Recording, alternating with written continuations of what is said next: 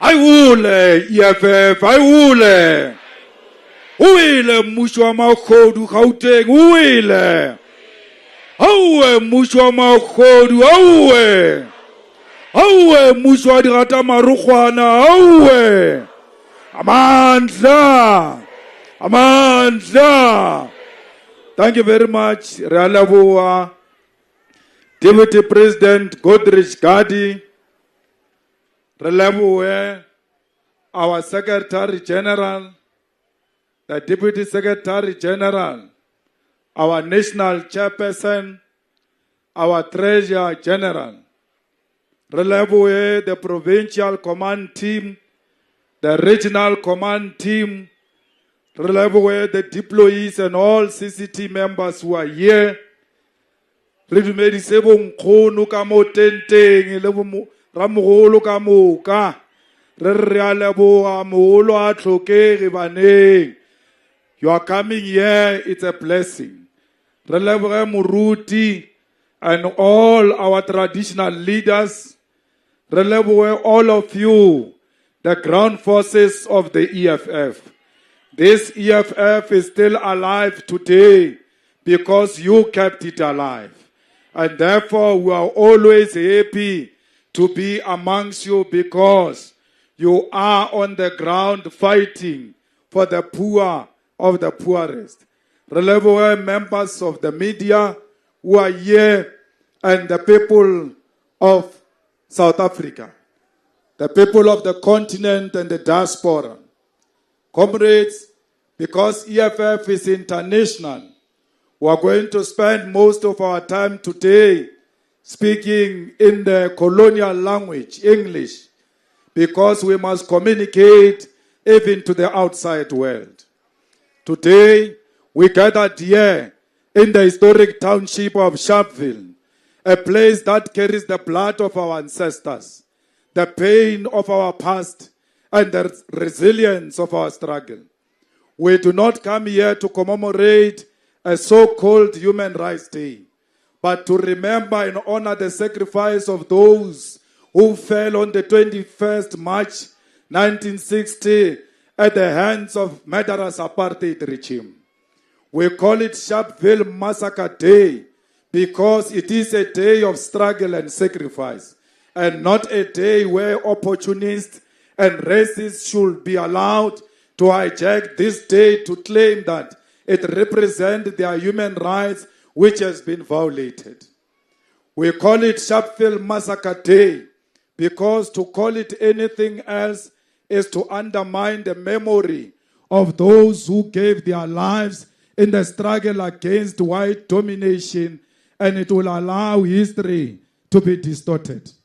It was on this day that thousands of black South Africans took to the streets in defiance of the oppressive past laws imposed by the apartheid government. These laws were not just pieces of paper.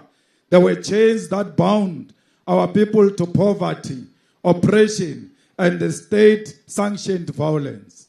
Led by the PAC, our people courageously stood against injustice, demanding an end to the past law that restricted their movement in their own land. But instead of being met with dialogue, they were met with bullets.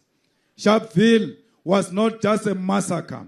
It was a declaration of war by the apartheid regime against the black majority. It was a moment that exposed the true brutality of white minority rule to the entire world.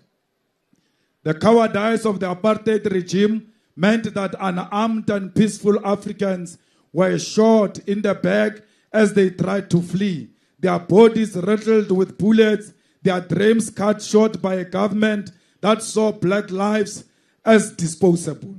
The passbook, known as the Dompas, was the physical embodiment of apartheid brutality and inhumanity. It was a document of oppression designed to control and dehumanize black people in their own land.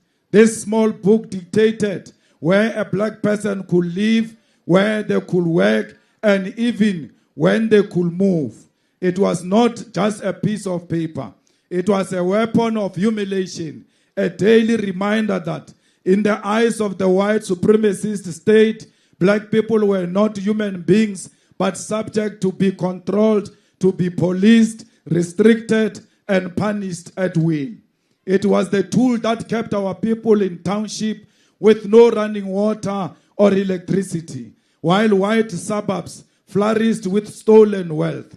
Today, white supremacists do not need a compass to undermine our human rights, because even after 30 years of democracy, Africans remain in poverty, living in shacks without water, electricity, or dignity.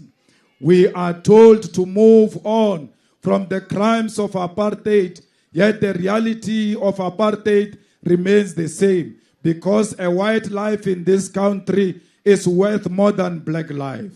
The worth of a white life on South Africa means so much that when there is a death of a white person due to crime that affects us all, it is called a white genocide. Because whenever a white person dies, the whole world must pay attention. Fellow fighters, we must refuse the idea that a black life is so cheap that even our history of sacrifice and resistance can be changed to message to conscience, to massage the conscience of our oppressors.